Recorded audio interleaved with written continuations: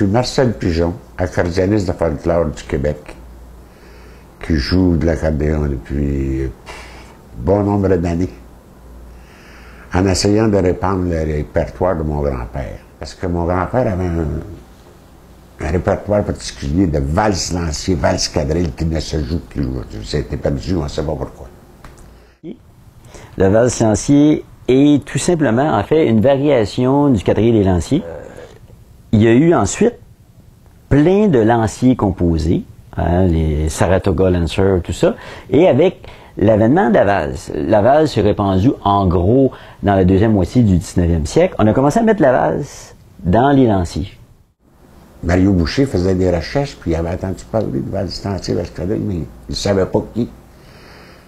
Il parle de ça à Philippe Bruno. Philippe a dit, j'en connais, moi, tous les gars. Il dit, les deux frères, puis j'ai dit, il en joue, ça vient de le grand-père. Ben, amène-les. Ils ont emmené au marché Maisonneuve. Et c'est là qu'on a fait notre début. Le lancier s'est très bien implanté au Québec et est resté dans le répertoire traditionnel. Le valse lancier, on le retrouve beaucoup moins, surtout en milieu urbain, pour des raisons évidentes. La valse n'est pas rentrée dans le répertoire traditionnel dans les régions à cause des interdits du clergé. Donc, si la valse n'est pas rentrée, le valse lancier n'est pas plus rentré dans les répertoires régionaux.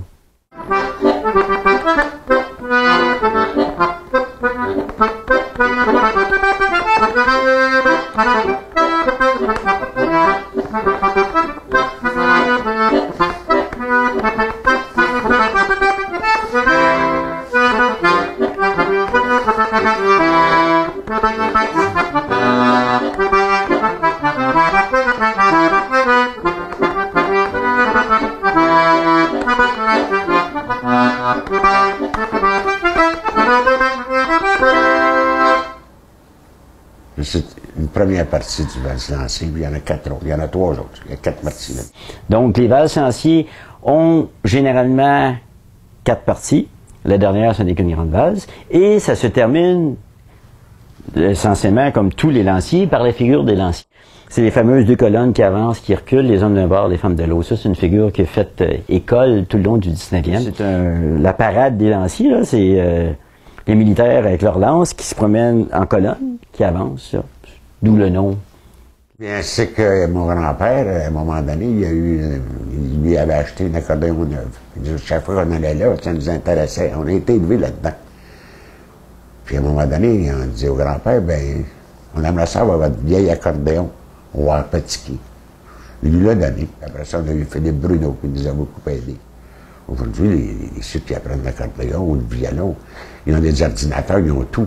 Ils peuvent les mettre à vitesse qu'ils veulent, écouter des pièces, puis les jouer tranquillement, puis les monter. Il n'y avait pas de ça dans notre temps, nous autres. Il fallait écouter, puis jouer.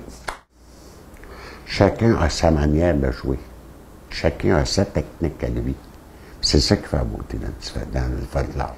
Parce que moi, juste à écouter quelqu'un qui joue sur un CD ou à la télévision, c'est assez rare, je ne le reconnaîtrais pas. Ils disent que ça, c'est un tel qui joue. Je reconnais son jeu. C'est dans la personne. Parce que comme Philippe me disait, une fois, il disait, on va mettre 10 accordéonistes. On va lui faire jouer la même pièce, chacun leur tour. Puis il n'y en a pas un qui va jouer pareil. Ben, celle-là, c'est celle qui ressemble plus à celle que mon grand-père avait. Et évidemment, ça a été fait par Marcel Messervier, hein, à Montmagny. Mais lui, Marcel Messervier, il construit il est fait, les accordéons. Qui taille le bois, il est expert là-dedans.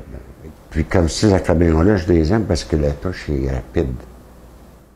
Dans l'accordéon, là, il y a le chromatique, puis il y a le diatonique. Si je pousse, si je tire, c'est pas le même son. Ils appellent ça diatonique. Tandis que les autres tirent ou poussent, c'est le même son, ils appellent ça chromatique. C'est une autre technique pour jouer, c'est sûr, parce que faut chercher les notes. Des fois, on s'en rêve après.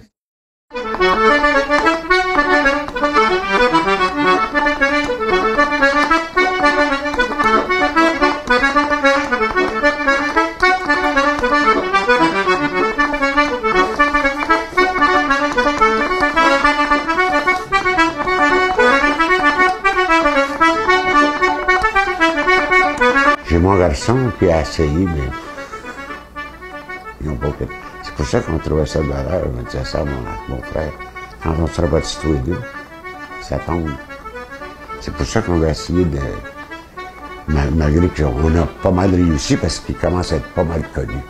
Il y a beaucoup de... Je suis allé jouer à Drummondville, Trois-Rivières, même à Montmagny, puis il y en a plusieurs qui interprètent ces pièces-là, parce qu'ils commencent à les entendre. C'est ça qui est notre but.